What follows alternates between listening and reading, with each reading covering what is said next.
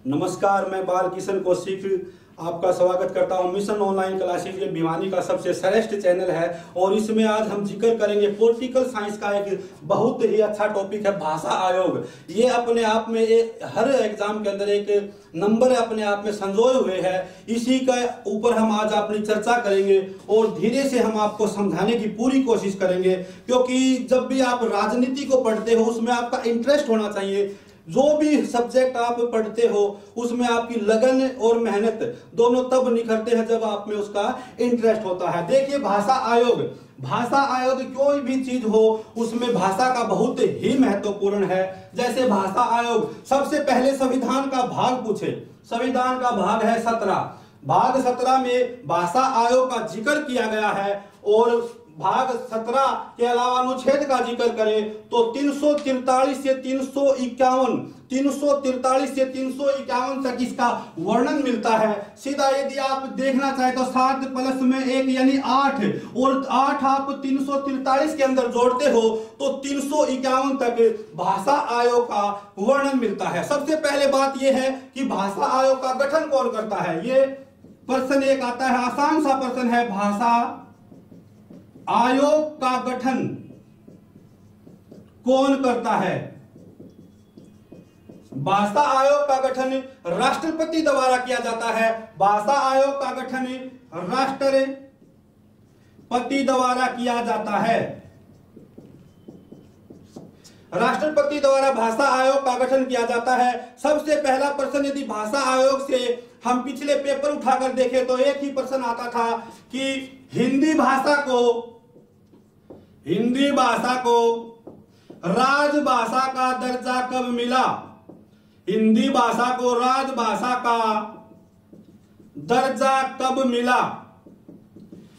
14 सितंबर 1949 को हिंदी भाषा को राजभाषा का दर्जा मिला। 14 सितंबर 1949 को हिंदी भाषा को राजभाषा का दर्जा मिला। और यदि प्रश्न यह आ जाए हिंदी भाषा को राजभाषा के रूप में लागू कब किया गया, उसके लिए आपको उत्तर देना पड़ेगा 26 जनवरी 1950 को। प्रश्न ये आए कि हिंदी भाषा को राजभाषा का दर्जा कब मिला, 14 सितंबर 1949 को। और यदि प्रश्न आ जाए कि इसको लागू कब किया गया, 26 जनवरी 1950 को। इसीलिए प्रत्येक 14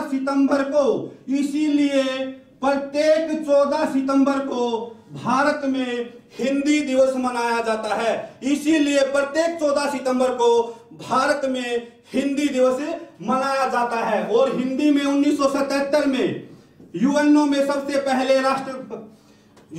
सबसे पहले अटल बिहारी वाजपेयी ने हिंदी में भाषण दिया था। उसके बाद अनुच्छेद 343 हम एक बार देख लेते हैं।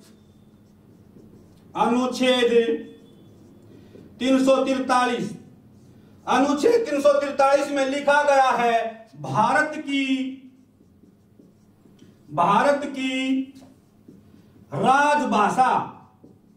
भारत की राजभाषा हिंदी होगी, जिसकी लिपि देवनागरी होगी। तो प्रश्न ये पूछ लिया जाए पेपर में, भारत की राजभाषा कौन सी है, तो भारत की राजभाषा है हिंदी। कौन सी है? हिंदी। भारत की राजभाषा हिंदी है और जिसकी लिपि देवनागरी है। यह किस अनुच्छेद में कहा गया है? अनुच्छेद 343 में। तो ज्यादा इंपॉर्टेंट इसमें 4 ही अनुच्छेद है। 343 में जो हिंदी भाषा का वर्णन मिलता है कि भारत की राजभाषा हिंदी होगी, जिसकी लिपि देवनागरी होगी। अब अनुच्छेद 344 में, अनुच्छेद 344 देखते हैं एक बार। आराम से समझना, इस टॉपिक से एक प्रश्न प्रत्येक पेपर में आता है। ध्यान से दोगे तो आराम से इसको समझ में आ जाएगा। देखिए 344, राष्ट्रपति एक भाषा आयोग का गठन करेगा। सबसे पहले भाषा आयोग का गठन जून 1955। यदि प्रश्न यह आ जाए पेपर में सबसे पहले भाषा आयोग का गठन किस वर्ष किया गया, तो जून 1955 में किया गया। दूसरा प्रश्न यहीं से बनता है कि किस राष्ट्रपति द्वारा किया गया, तो भारत के पहले राष्ट्रपति थे डॉक्टर राजेंद्र प्रसाद। डॉक्टर राजेंद्र प्रसाद द्वारा पहले भाषा आयोग का गठन किया गया, जून 1955 में किया गया। और भाषा आयोग के प्रथम अध्यक्ष, भाषा आयोग के प्रथम अध्यक्ष कौन थे, तो इसका बिल्कुल आसान सा एक नाम है बीजी खरे। बीजी खरे। खरे से आप इसे आइडिया लगा सकते हैं जी, खरे नाम का जो व्यक्ति था उसको बिल्कुल खरी हिंदी आती थी, इसलिए बीजी खरे को ही 1955 में भाषा आयोग के प्रथम अध्यक्ष के रूप में चुना गया। यदि वर्ष पूछे तो 1955 में, पहला अध्यक्ष पूछे तो बीजी खरे और राष्ट्रपति पूछे तो डॉक्टर राजेंद्र प्रसाद। तो अनुच्छेद 44 में यह कहा गया है कि राष्ट्रपति एक भाषा आयोग का गठन करेगा जिसका अध्यक्ष, प्रथम भाषा आयोग का अध्यक्ष बीजी खरे था। उसके बाद वेरी वेरी इंपॉर्टेंट है 346। 346 में साफ लिखा गया है कि कोई भी राज्य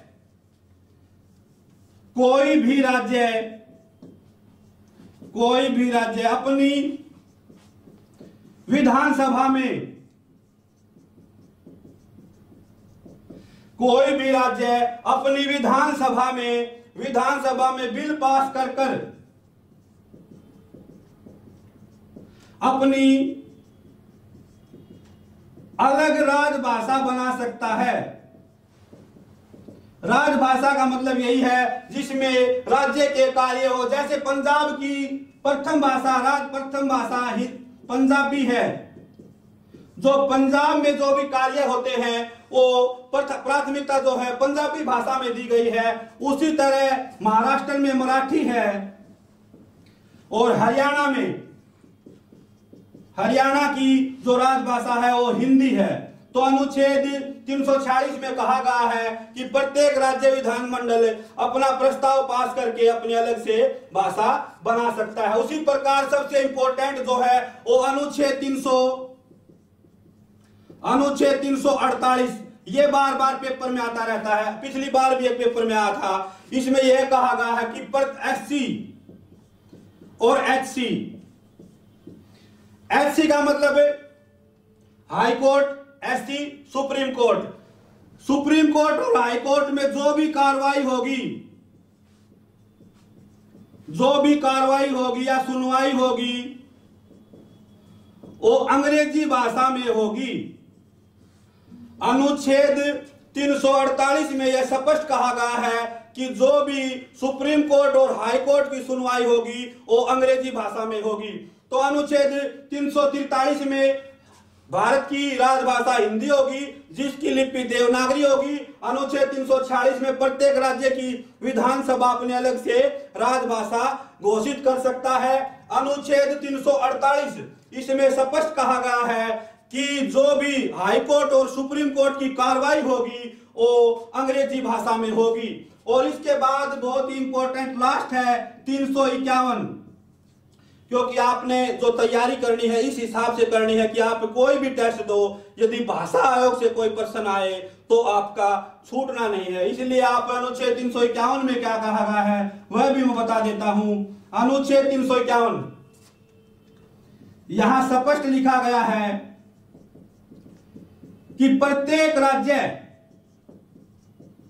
ज्यादा लिखाई की तरफ ध्यान न दे, मेरी आवाज को सुने, क्योंकि लिखने की बात नहीं है जब तक आपका ध्यान नहीं होगा।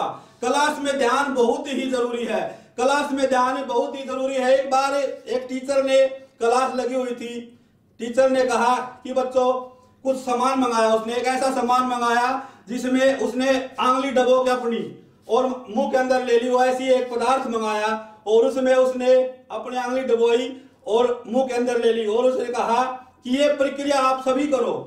तो विद्यार्थियों ने उंगली डबोई और अपने मुंह के अंदर ले ली। भाई मुंह के अंदर ले ली तो उसने कहा अध्यापक ने, बच्चों यह बहुत ही खतरनाक चीज थी, मैंने अपनी उंगली ये डबोई थी और मुंह के अंदर ये ली है, लेकिन आपने यही तो इसके अंदर डबोई है और यही मुंह के अंदर ली है। तो इसीलिए ध्यान बहुत जरूरी है। कोई जहरीली चीज भी खा सकते हो आप यदि आपका ध्यान नहीं होगा। तो लिखाई पर ज्यादा ध्यान न देकर आप मेरी आवाज को सुने, क्योंकि आवाज से सुनने से ही ज्यादा याद होते हैं। यहाँ पर YouTube पर आप देख रहे हो, आवाज सुनोगे, आपका पूरा ध्यान होगा तो आपको जल्द समझ में आ जाएगा। अंतिम जो अनुच्छेद है वो 351 है, और 351 का जो मीन है मान सम्मान इसका आप ले सकते हो। इससे जैसे कहीं पर जाते हो आपको 11 या 51 रुपए मान सम्मान के मिलते हैं, उसी प्रकार हिंदी भाषा के मान सम्मान के लिए, हिंदी भाषा के मान सम्मान के लिए प्रत्येक राज्य कुछ न कुछ करेगा, प्रत्येक राज्य कुछ न कुछ अवश्य करेगा। तो अनुच्छेद 351 में यह कहा गया है कि प्रत्येक राज्य हिंदी भाषा के मान सम्मान के लिए अपना सहयोग करेगा। तो दोस्तों आपको एक छोटा सा वीडियो था, आपको पसंद आए तो लाइक करें, शेयर करें, और YouTube मिशन ऑनलाइन चैनल पर तमाम सभी सब्जेक्ट की वीडियो आपको जल्द ही उपलब्ध कराई जाएंगी। यह उन विद्यार्थियों के लिए है, क्योंकि सभी बच्चे ऐसे नहीं होते जो किसी संस्था में जाकर किसी बड़े शहर में जाकर अपनी शिक्षा को पूरा कर सके। तो घर बैठे शिक्षा लेने के लिए मिशन ऑनलाइन ने ये YouTube चैनल शुरू किया है, जो कि बड़ा बेहतरीन चैनल है। अनुभवी अध्यापक तमाम स्टाफ है हमारे पास। 4 टीचर ऑलरेडी हमारे पास मैथ के हैं, ज्योग्राफी के अलग से टीचर हैं, तो सभी स्टाफ हमारे पास उपलब्ध है। जल्द ही आपको जितने भी कॉम्पिटिटिव एग्जाम हैं, जो भी बच्चे तैयारी कर रहे हैं, घर बैठे जो तैयारी कर रहे हैं, उनके लिए बड़ी खुशी की बात है कि आपका अपना मिशन ऑनलाइन इंस्टीट्यूट चैनल है, जो वो आपके लिए आपके शहर में ऑनलाइन YouTube चैनल लेकर आया है। इसके साथ साथ भी हमारी जो क्लासें हैं वो भिवानी के अंदर चलती रहती हैं। आप यदि घर बैठे आप अपनी तैयारी करना चाहते हैं, अपने सपनों को पूरा करना चाहते हैं, तो आप हमारे साथ आज ही जुड़ जाइए और सब्सक्राइब करिए मिशन ऑनलाइन YouTube चैनल को। जय हिंद, जय भारत।